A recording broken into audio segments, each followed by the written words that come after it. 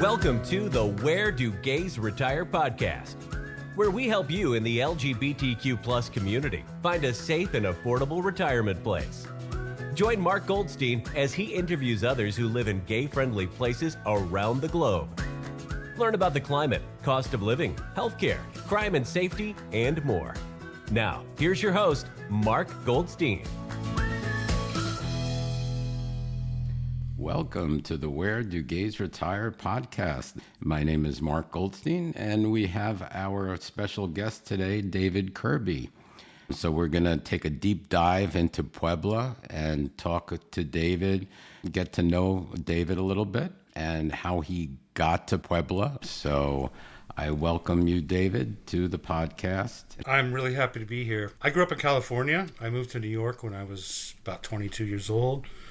I worked in politics for a number of years. Then I got into journalism. I went to Mexico to write for an English language paper there, and I went to Central America for UPI wire service. Moved back to New York. I ended up working for AmFAR for 4 years as press secretary, which by extension meant being press secretary to Elizabeth Taylor.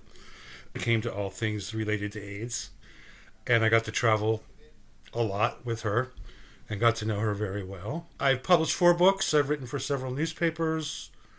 When my parents died, I got a small inheritance, and I bought some rental properties in upstate New York in the Hudson Valley when the market was rock bottom just a couple of years ago.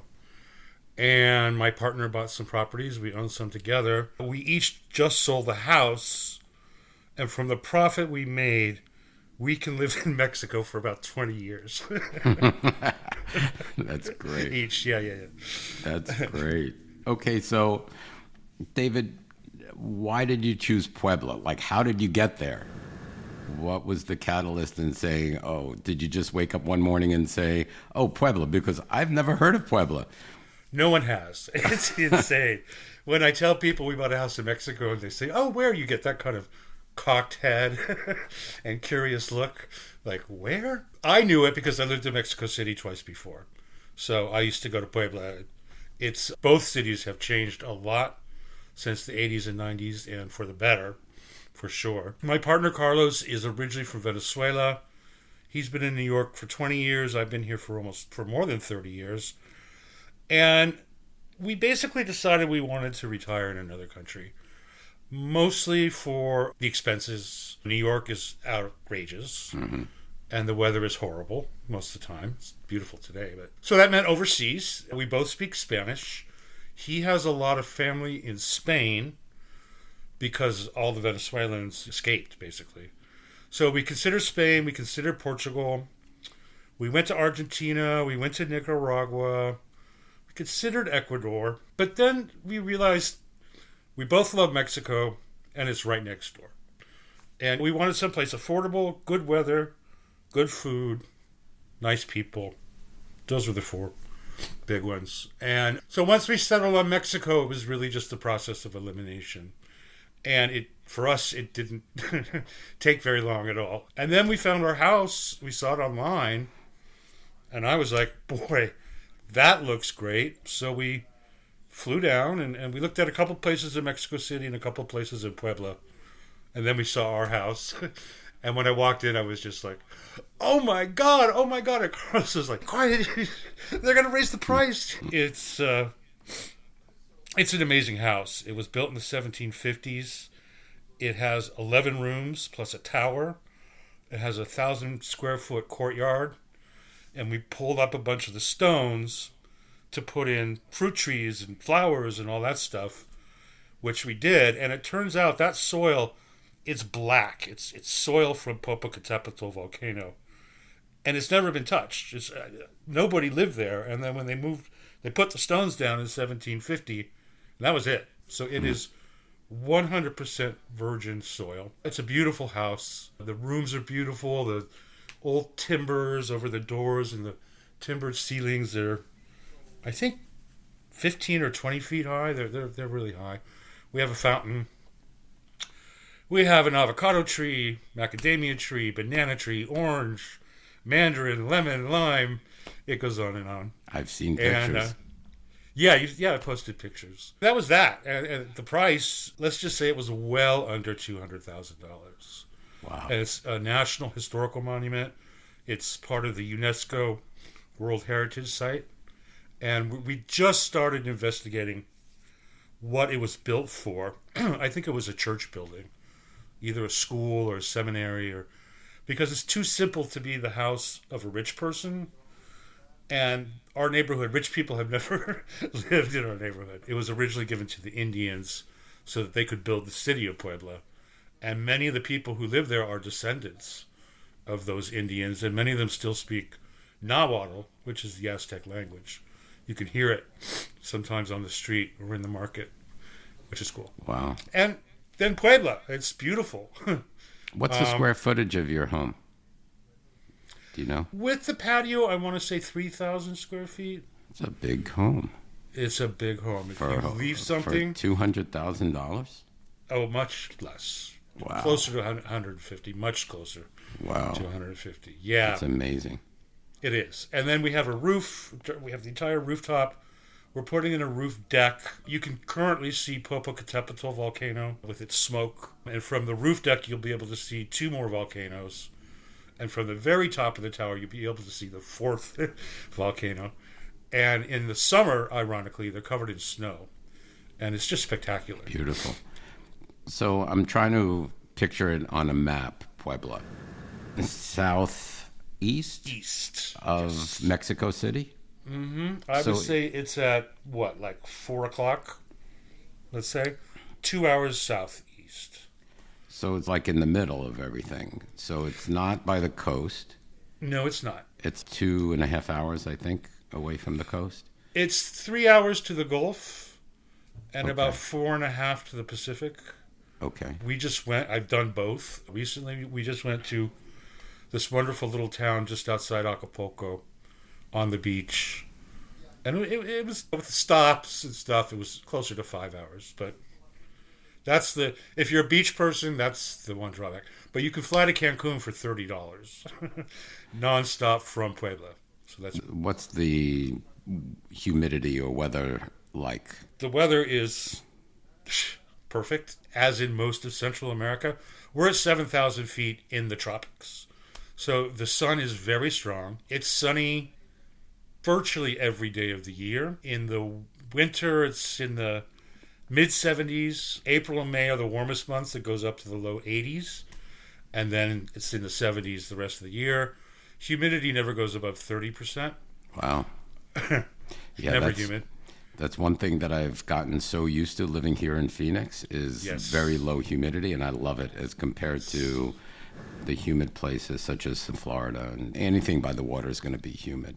Yeah, including in Mexico. I hate it. No, you just walk down the street and there's a breeze and there's sunshine and the birds are singing, the church bells are ringing. And in the winter, it gets chilly at night, December, January. It gets, pretty cold, like low 40s. And nobody has heating. Nobody has air conditioning either. So you save a ton of money on that. Our house absorbs solar heat during the day, and because it's made of thick stone walls with adobe, it absorbs the heat. So when the sun goes down, we basically close all the doors. And it works quite well. If it gets really cold, we use a space heater. And then from May to October is the rainy season. And it's sunny all day, and then around 3 or 4 o'clock it starts to get cloudy. And then there's thunderstorms for about 2 hours. And then it's sunny the next morning. It's gone.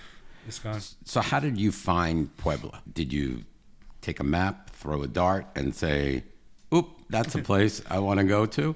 How did you find a place like... Again, I lived in Mexico City, so I've Okay. been to Puebla several times, and Carlos had been there several times, and I remembered it as a very pretty place. I just found some old photos from, I guess, the 90s, and it was a dump. It was a wreck. They've really fixed that city up. And I like it because nobody goes there. The food is probably the best in Mexico, but I'm biased. The people are just amazing. The prices are ridiculously low for everything, food, housing. An Uber across town, a 30-minute Uber ride to my dentist is like $3. Wow. I'm not kidding. What's the population of Puebla? Do you know? The city itself has 1.5 million. So It's the fourth largest in Mexico. And the metro area has 3.5 million. And it's big geographically and in terms of population. Has a lot of different areas that are almost have nothing to do with each other. They're so different from each other. And where we live in downtown, it feels like a small town. You run into people say good morning. It's just a very tranquil scene. There's no horns honking very much. There's no shouting or yelling or fighting. People are very civil and very respectful. And although it's it. like that small town community, can you get everything that you need within the city, boundaries and reaches? Absolutely. Okay. In our neighborhood, not so much. We have to get in a car or an Uber to go somewhere else in the city. But every Costco, Home Depot, Walmart. They have all of those big box stores, huh? Everywhere. Oh, Everywhere. wow. Okay. And really high-end supermarkets. We live near our local market, which is wonderful. And if we spend $30, we can't even carry it home. Wow. That's how cheap it is. And everything is fresh and local. There's world-class museums, world-class hospitals, world-class culture, dances, music, opera, theater. And of course, the restaurant scene is very vibrant. Let's talk a little bit about the LGBTQ community. Is there an LGBT community? Is there a gayborhood? Is it accepting? Is it conservative? Tell me about how you feel, and are you comfortable being yourself there? Because I wouldn't want to move anywhere that I'm not myself, because I wouldn't either. I've done that, been there, and I'm not going back. It is absolutely inclusive and tolerant. It wasn't always that way up until about 20 years ago. It was a very conservative, provincial bastion of Catholicism. The church was super powerful. There wasn't a lot going on in terms of LGBT stuff. Now, it's as gay as Mexico City or Guadalajara. Guys walking down the street holding hands. Our neighbors, our friends, everybody knows we're a gay couple. It just doesn't matter. There's a huge gay and lesbian community. There's an annual Pride Parade. It's the second largest in the country. There's about 8 or 9 bars, like 2 bathhouses and 3 sex clubs. A new dance club just opened up right around the corner from our house called Boyberry. But I hear it doesn't really get going till around midnight, so I haven't gone yet. But I'm going to check it out. That's my bedtime. We have lots of gay friends that we hang out with, and there are 3 trans women in our little barrio. The woman across the street, who's our friend, is trans. The woman who, when you get cable down there, you get an agent, a personal agent. If something happens, they come over to your house, and she's trans. And then there's a 3rd trans woman. There's a lesbian couple down the street, and it's just live and let live. It's a very progressive place now. The city and state government are both left of center, the Morena party, and as such, there's a lot of culture that's financed by the government. And I'm sure they must do some gay, lesbian something in June, that the city must do something official. And is gay marriage legal in Puebla? I know in different states in Mexico they are and they are not, and it is not. Yeah. Is that how it works? Can you explain that to me a little bit? Is Puebla... Well, Mexico is on a federal system like we are. And states have a surprising amount of autonomy. I think the Supreme Court may eventually, just like it happened in this country, in the U.S., just say that's it. Across the board, it's a federal law. Doesn't matter what state you're in. The majority of states, I believe, have same-sex marriage now, but there are several where they still don't. I think they're mostly in the north, which tends to be more conservative. Puebla legalized it, I think, 2 years ago. Okay. And marijuana is coming in too. To me, it's strange still, because just like the states were, for example, I lived in New York, so I was married in New York, moved to Florida, all of a sudden we weren't married. Yep. And then for about a year, we weren't married, and then the federal law came in fruition, and we became married again. So I just can't wrap my head around going to like being in a country and this state is not, this state is. I'm waiting for everything to. Yeah, I think it will happen eventually. To happen. Yeah, Mexico is, generally speaking, a left of center country, but it is still. Yeah, you said they were gay bars. How easy is it for a person from the U.S. to meet friends from Puebla? I would say pretty easy. People are very friendly there. They love foreigners. The gay men love meeting foreign guys. The younger guys love meeting older guys. And it's got nothing to do with money. It's just a cultural thing down there. So if you're over 50, you will find yourself attractive to young men. Now, I'll put it that way. Now, if you didn't know the language, if you weren't fluent in Spanish, right. Like I'm really not, my husband isn't either, and that's to travel to any country or think about living in any country, that would be a major factor in consideration. Of course, you want to submerge yourself into their culture, yet you find it difficult because of the language barrier. How difficult is it being from the United States, moving to Puebla in Mexico and communicating with the locals? Yeah, it's going to be hard. English is just not widely spoken there. It's not a tourist city. It's much more English is spoken in Mexico City than in Puebla, as certainly places like Cancun, Puerto Vallarta, San Miguel. Now, in hotels and restaurants, there's always going to be somebody who speaks English. Or, the tourist industry. Yeah, or at the doctor's office. But the average person on the street, our neighbors, nobody speaks English that I know of. I always speak Spanish. However, gay men, and especially younger gay men, do tend to speak it. Puebla is a huge university town. There's about 6 or 7 giant colleges there that offer English. There's English language schools. And a lot of these guys have lived in the United States before. So I would say close to half of the gay men, Mexican men that I've met, speak English, or some English. Maybe that's a little high, but certainly a third. In school, is it required? Is it like English a second language? It's not taught anymore in public school. Oh, really? Which is insane. Wow. Yeah, because of money. Yeah. Interesting. Yeah, I know. I mean, your neighbors with the United States, you deal with millions of tourists. 1.5 million Americans live in Mexico. Business dealings. There's so many reasons for a Mexican to learn some English. Right. And they don't. Not in school. Very interesting. I know a lot of people who don't speak a word. Yeah, prepare yourself. If you're going to visit, bring your Google Translator or whatever. Yeah. Absolutely. And if you're going to spend time here, you really want to take some lessons, learn the basics. Yeah, as in any place, I think submerging yourself into the culture and learning the language is definitely a pro in any place.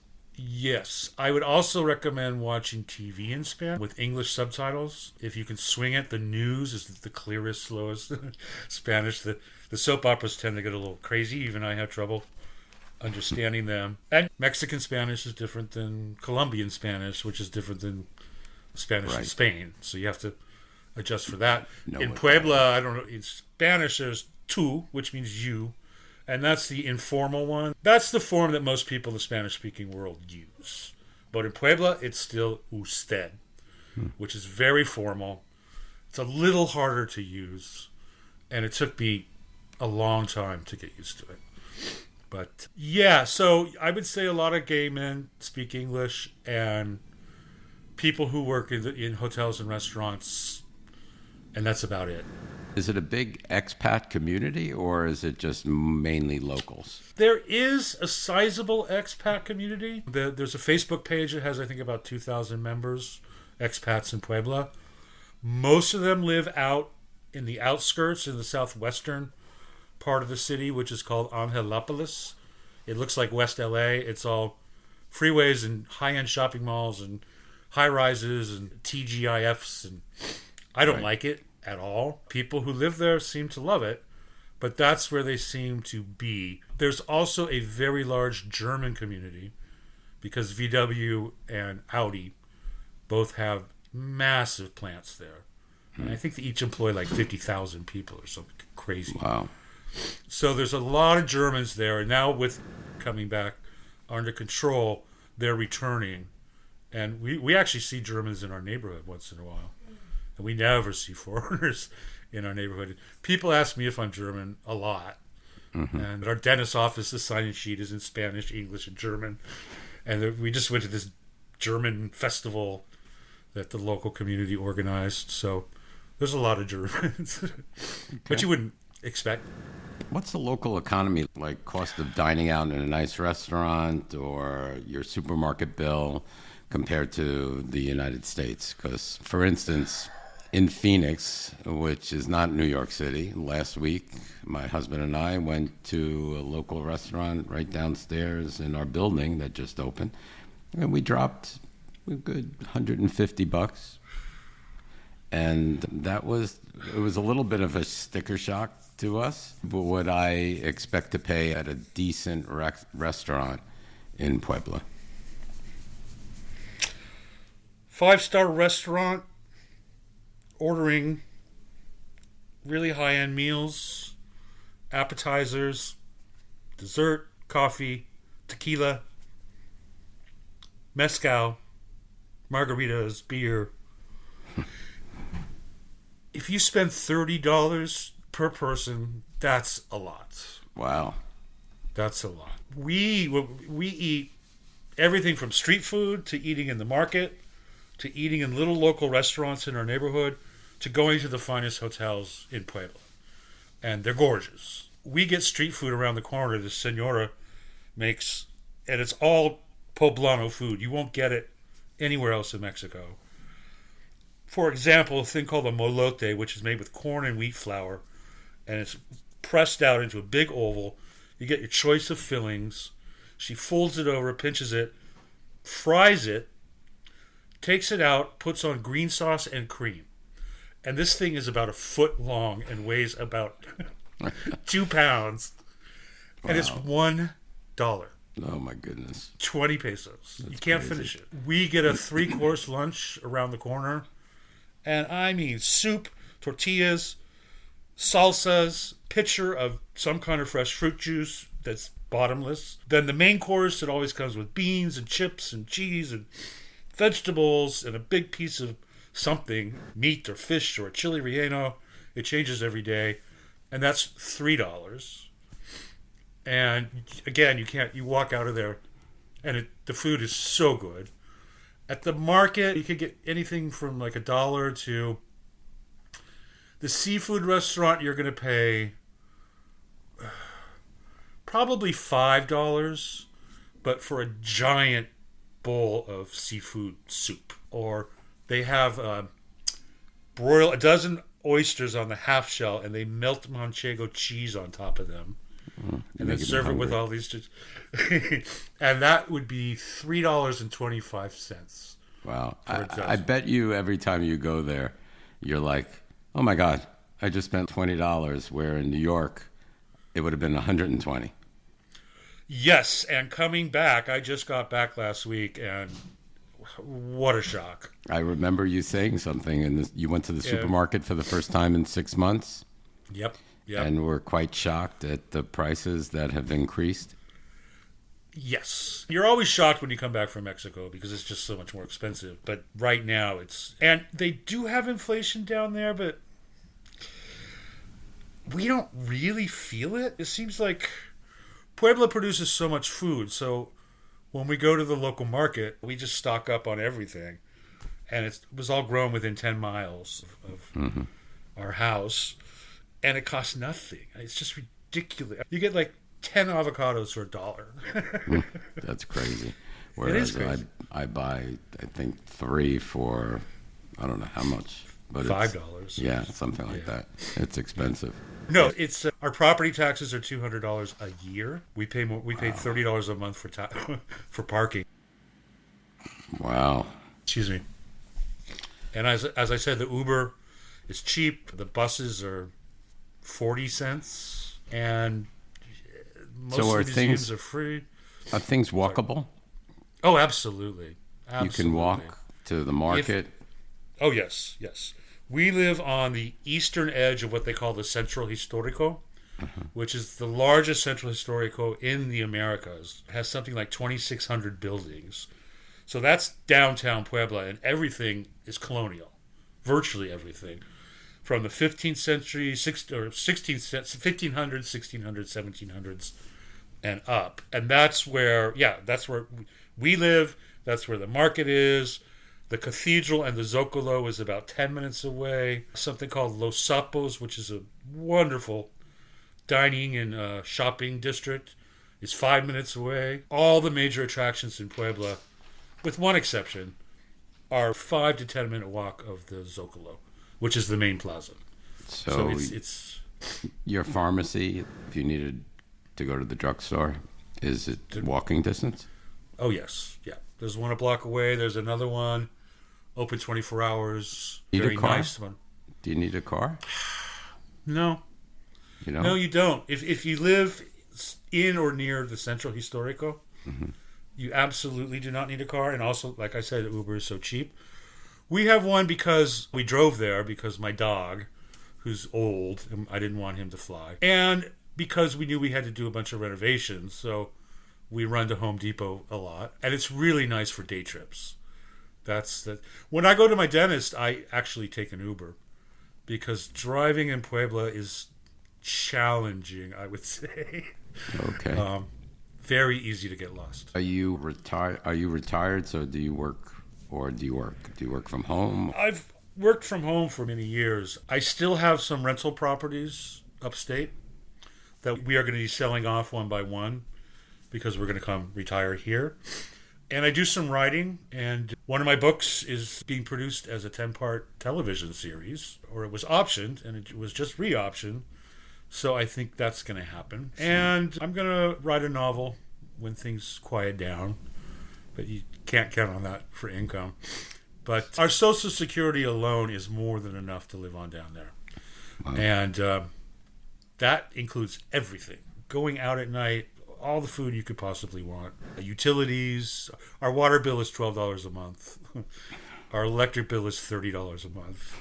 That's a joke compared to Phoenix in the summer. Oh, I can imagine. It could get up quite up there in the high 200s, 300s, and I'm in a condo. Which brings us to, how is, as far as the internet, what do you pay for internet? Is it high speed? Is it available everywhere? Yes. There are several companies to choose from. They're all really good. We love our company. Like I said, you get assigned an agent who will come over to your house if something goes wrong. We have the triple play, so we have the landline, which we never use. Cable, which we watch, but it's Mexican cable. We could upgrade and get some U.S. shows, but we watch those on the computer. And internet, and it is...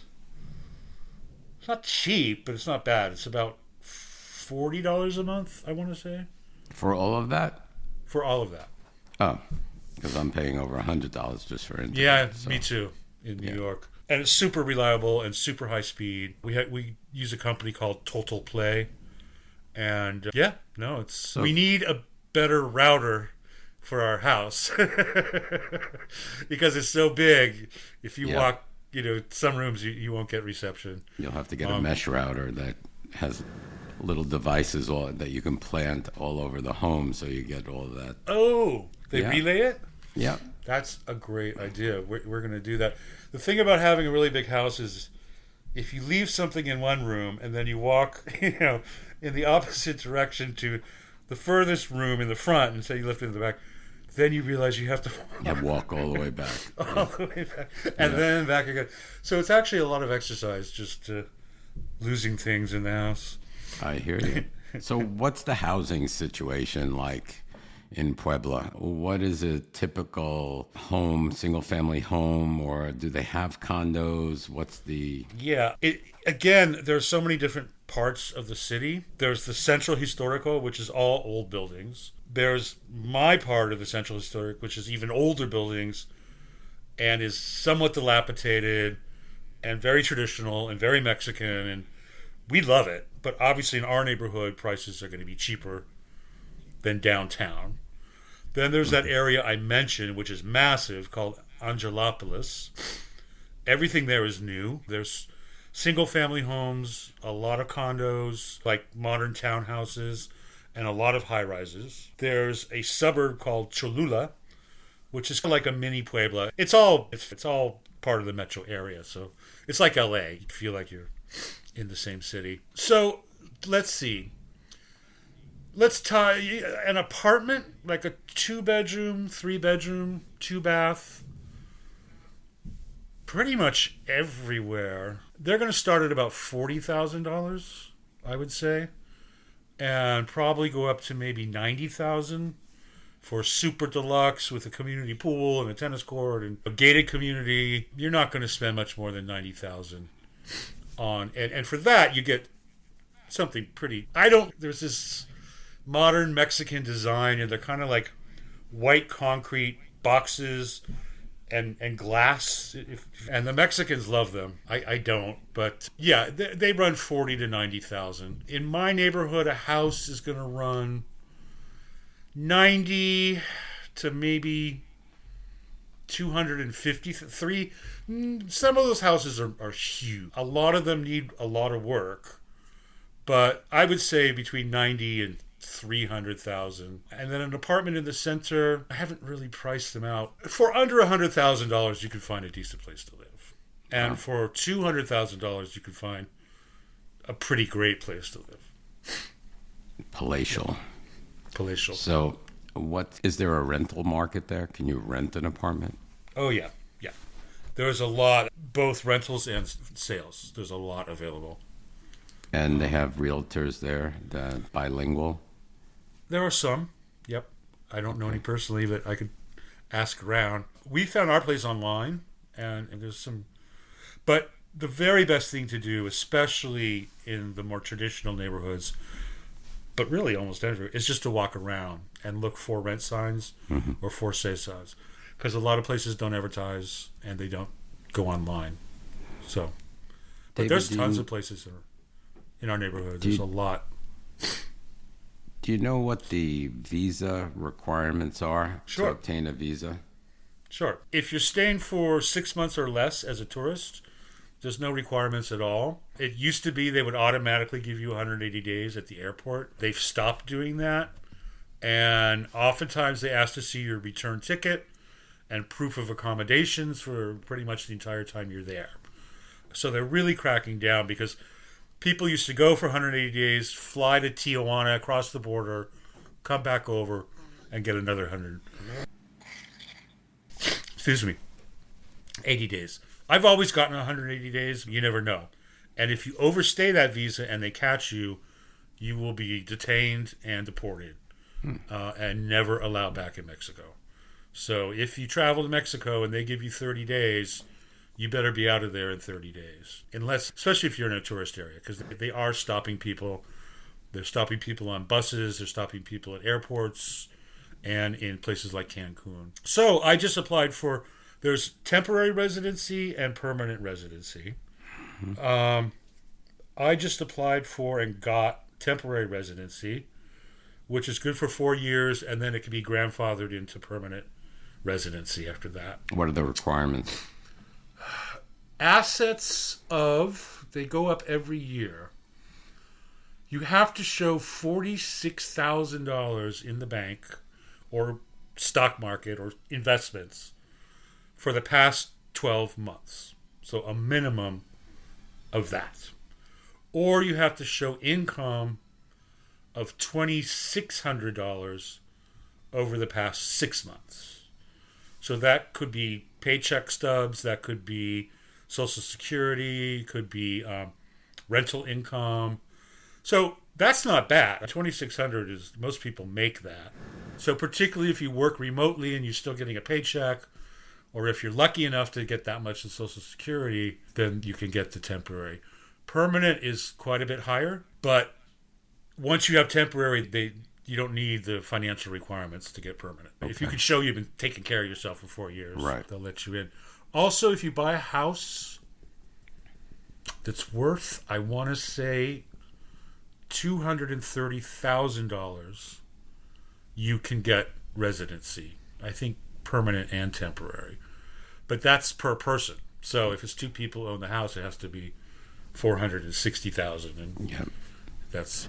But no, it's a little complicated. You have to go to a consulate outside of Mexico. I went to Austin. We stopped there on our drive back to New York. They were very nice. That interview actually went very quickly, and I got my thing in my passport. Then you have to go back to Mexico and apply for the actual permanent card, or I should say card. And that could take time, and I'm actually getting a lawyer to do it to make the appointment for me and handle all the paperwork, but that's not much. That's the other thing. Lawyers don't charge anything. Dentists don't charge anything. Doctors... I was going to ask you about healthcare as well. Yeah, it's pretty great. I've had a lot of dental work done. I had a very problematic implant. The post was put in crooked by somebody else, and they brought in a specialist, and they sent it to a specialty lab, and they actually made the tooth so it would go in my mouth. And then I just had a crown done. The crown was $400. The implant was about $900, but because it was so complicated. Cleaning is $40, I think. The doctor charges $15 a visit. My dermatologist, I went to see him. I had a lot of precancerous moles on my skin, and he took liquid nitrogen and burned them off one by one. And it was $80. And I was in there for an hour, and then just everything went away. My vet charges $7. Oh my God. Yeah. Do they have socialized medicine? They do. And yes, could you also purchase private insurance if you were a resident? Yes, you can. And how much does that cost? There's 2 different government programs, I believe. And once you're a resident, you can get either one. I think one is free. Might be iffy. The other one, I think, costs $700 a year. But you're going to go to a public hospital if you have to go to the hospital. Now, fortunately, Puebla has some very good public hospitals, but the private hospitals are just, like I said, world class. Everybody's trained in the U.S. and Europe. They can do almost any procedure. They practice almost any specialty. Private insurance, I believe, is $300 a month. It does not cover pre-existing conditions, so that's the problem. And some policies stop covering you after 72, I think. Don't hold me to that. I haven't really started to look into it yet because I still have my U.S. insurance. I'm covered. In an emergency, either way, I'm covered. So people do it. Right. People do it. And the government program does cover HIV care and HIV drugs. So that would be of interest to people here. And the quality of healthcare is up to par? It's fantastic. In the big cities. If you're going to live in a small town, even some of the tourists, I'm sure Cancun has excellent healthcare. I've heard Puerto Vallarta, maybe not so much. If you live in Guadalajara, is right there. Monterrey, Guadalajara, Querétaro, Mexico City, Puebla, I'd say Cancun, are all going to have just top-notch, or at least access to top-notch, yeah. So when you're in Mexico, what do you miss the most from the U.S.? I don't miss politics, I'll tell you that. And I used to be pretty glued to CNN for many years, and I don't even get it down there. I don't get any of the U.S. news stations. And ignorance really is bliss. I miss my friends, of course. And then just certain foods. Bagels. Rust bagels. New York. We stopped in Austin. Our friends, they have a house in Austin, but they also live in New York. And they had just flown in with 6 bags of bagels from Lexington Avenue. And I couldn't stop eating them. Russet potatoes, for some reason, are really hard to find. Cheddar cheese is hard to find. Sour cream. Just everyday things that you're used to in the States. Good pizza is hard to find. Good Chinese is almost impossible to find. The burgers are... But I bet you the Mexican food is good. Mexican food is so damn good. Mark, especially in Puebla. It's good everywhere, but it's just, and there's so many specialties that are native to Puebla, and you'll only find there. And they're from recipes that have been handed down for hundreds of years. And all of the top restaurants are poblano. Yeah, they might have a steak, but it'll come in a chipotle cheese sauce, and it will be delicious. And it will be, Casa Reina is one of the top hotels in Puebla. It's absolutely beautiful. 5-star hotel. Gorgeous pool, beautiful patios. It's made out of modern and ancient structures. Has probably the best restaurant in the city. I just went there and I had the filet mignon, this big, perfectly cooked, drenched in that chipotle cheese sauce. And it was 210 pesos. Oh, and it came with mashed potatoes and candied chipotles stuffed with corn and something. I don't know what. I'm hungry. 210 pesos is just under $11. Oh, my goodness. For a filet mignon. That's crazy. At a top hotel. That's it is crazy. It's crazy. That is crazy, yeah. It's wonderful. It's wonderful. Yeah. And that's splurging.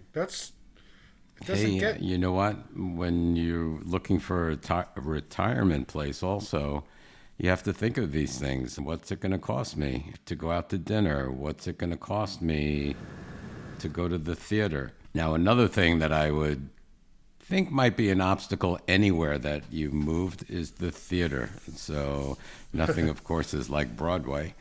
And the thing is, you must know the language in order to go to the theater because everything is in Spanish or the native language. Everything is in Spanish. On the other hand, I can't afford to go to Broadway anymore, so I don't. But there is local theater and community theater. Yeah, theater, if you don't speak the language, and if you don't speak the language, I might even struggle going to see a play if they're talking fast or talking over each other. But there's symphony and opera and dance performances and all kinds of other live living arts. The Casa de la Cultura, which is right across the street from the cathedral, has a giant patio from the 1600s. And every day at 1 o'clock, they have live music concerts for free. Every day. There's a gorgeous municipal theater. I think to see the symphony costs $2.50. Yeah, $2.50. And the opera is probably $3. Mostly because it's all underwritten by the government. It's socialism. Do you see yourself living in Puebla full time at any time? In the next 2 years, absolutely. Okay, you're going to make the move? We're cutting the cord. Yep. Sell our houses here. We'll get permanent residency down there. We'll get a Mexican car because we have to. And again, New York is 4 hours. You're close enough to visit. Yeah, it's 4 hours from Mexico City. We can fly to Houston in about 2.5 hours right from Puebla. So, yeah. Yep. For you, it's a no-brainer.